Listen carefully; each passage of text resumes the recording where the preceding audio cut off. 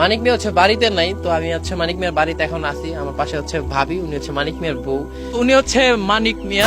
সাদ ইবনে মুআজ রাদিয়াল্লাহু তাআলা একদিন নবীজিকে বলছে, ইয়া রাসূলুল্লাহ, আমি যদি কোনোদিন আমার স্ত্রীকে দেখি পর পুরুষের সাথে 1 মিনিটের জন্য কথা বলছে, আমি আমার তরবারি খাপ থেকে বের করে এক কোপে গর্দান ফেলে দেব। অবশেষে আমরা হাজব্যান্ড ওয়াইফ কাপল ব্লগ ভিডিও বানিয়ে পেয়ে গেলাম ফেসবুক থেকে ইনকাম।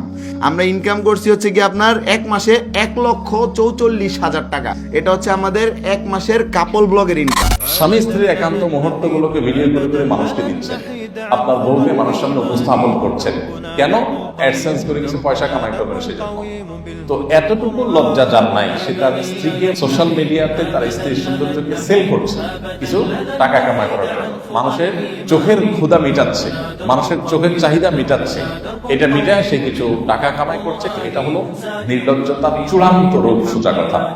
আজকের এই ব্লগে আমরা যে চ্যালেঞ্জটি খেলছি সেই চ্যালেঞ্জটির নাম হচ্ছে never have I ever challenge. আর রেডি গাইস? যে আমার স্ত্রী আমার বউকে অন্য কোন পুরুষ দেখবে যে এটা সহ্য করতে পারে, সে আত্মমর্যাদাহীন দায়ুস। রাসূল সাল্লাল্লাহু আলাইহি ওয়াসাল্লাম বলেছেন, লা ইয়াদখুলুল জান্নাতা আদ-দায়ুস। দায়ুস জান্নাতে প্রবেশ করতে পারবে না।